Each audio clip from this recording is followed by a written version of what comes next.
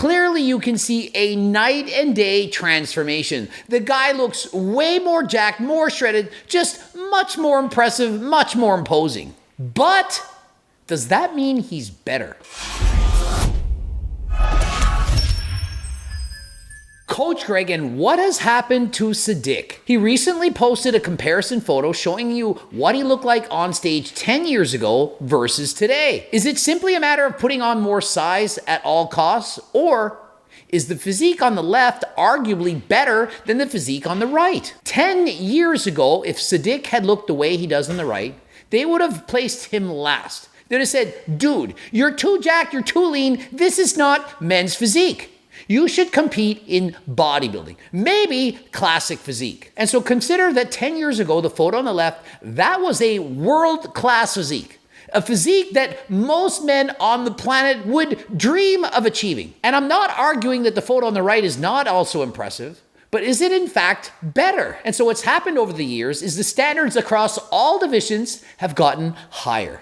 They demand more muscle, less body fat, and more freakishly proportioned physiques. Gone are the days where a guy like Jeff Seed, who looked absolutely amazing, could compete as a professional men's physique competitor. Sadik himself was a top Mr. Olympia competitor in men's physique. Eventually he put on so much muscle that he literally competed in classic physique, making again the top 10 in the Mr. Olympia. And did he then say, oh, I'm going to downsize? No, he got bigger and leaner and again competed in men's physique. And last show, he won first place and is again competing in the Mr. Olympia. And this video, it's not a natty or not. It's not to call him out and say, oh, he didn't do it natural. Who cares? The point of this video is to say the standards have gotten unreasonable. Men's physique is now a bodybuilding competition in which they're wearing board shorts.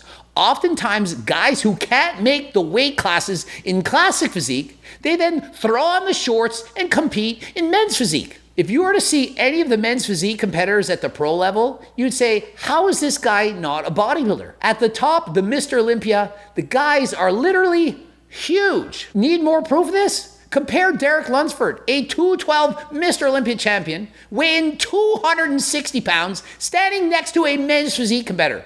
Does that guy look small to you? Does he not look like a bodybuilder? If you never knew better, you would think, oh, that guy probably competes in the 212 class or possibly classic physique. You would never guess that he actually competes in men's physique. And so just look at the size of Ismael Martinez.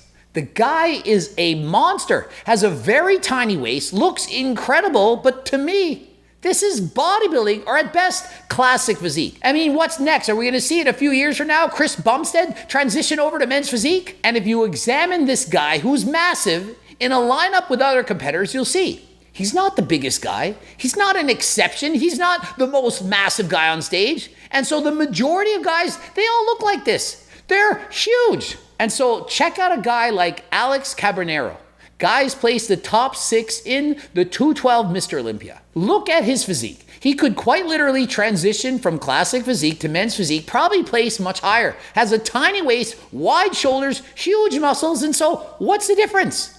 Is there literally any difference from classic physique to men's physique other than the fact that they have shorter shorts and they pose with a front double bicep? And so gone are the days where regular people can aspire to look like their favorite men's physique competitor. It's simply not realistic. The standards have gone too far. There's no longer a beach body type of build or a physique that people could say, wow, if I train my ass off for the next 10 years, I could maybe, if I have the best genetics in the world, perhaps possibly look like that as a natural athlete. No one can achieve that. And so the standards have gotten too far. All this does is it encourages more PD use.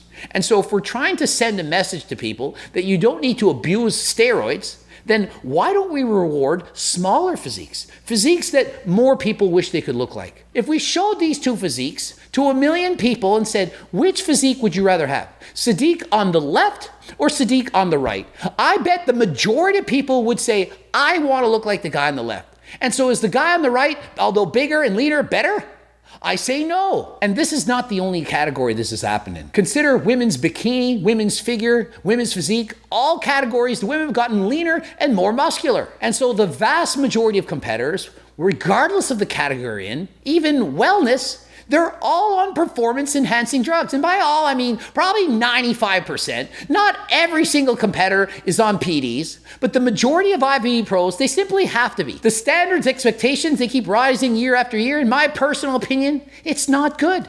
It needs to be reduced. Sure, open class bodybuilding, the biggest, freakiest guy, let them win. But in other categories, why do we keep rewarding the biggest competitors? And so personally, I don't think that the judges can simply start rewarding smaller competitors. It's gone too far. I think they need to add in a new category. Call it the beach body, call it something else, muscle model, whatever. A physique that's smaller, which more people can aspire to look like. Natural versus steroid. And frankly, I don't believe either photo is a guy that's natural. People seem to think that fitness models, even at the highest level, they can achieve those physique natural. But for the most part, 99.9% of people will never look as good as Sadik on the left without using performance-enhancing drugs, and 99% even with them.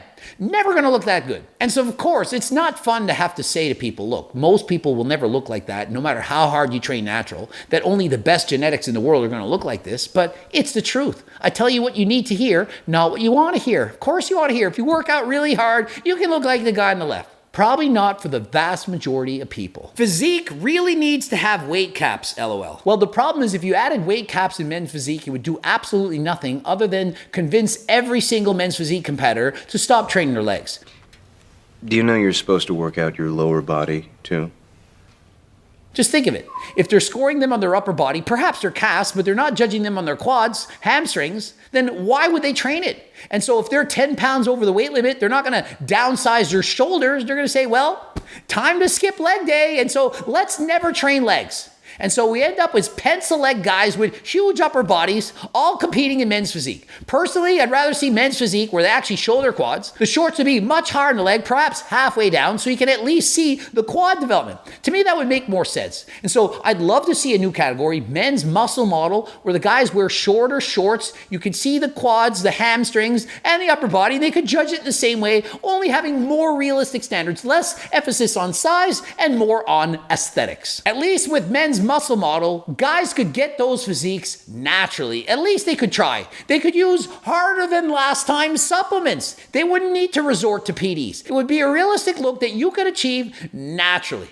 Interested in using natural supplements? Use code GREG, 10% off. Click the link in the description. We have too many to name, but protein powder, creatine, beta-alanine, G-Test, G-Shred, 3-Test, Seco bars, Perilite, G-Focus. Also, of course, the cookbook, so many amazing recipes, hard to believe, all in one book. The training books, the Circle Diet book, My Life's Work. Subscribe and click the bell button, comment for the algorithm. Watch at least one of those two bloops. Follow me on Instagram, Greg Doucette, IFBB Pro, and until next time, I am out.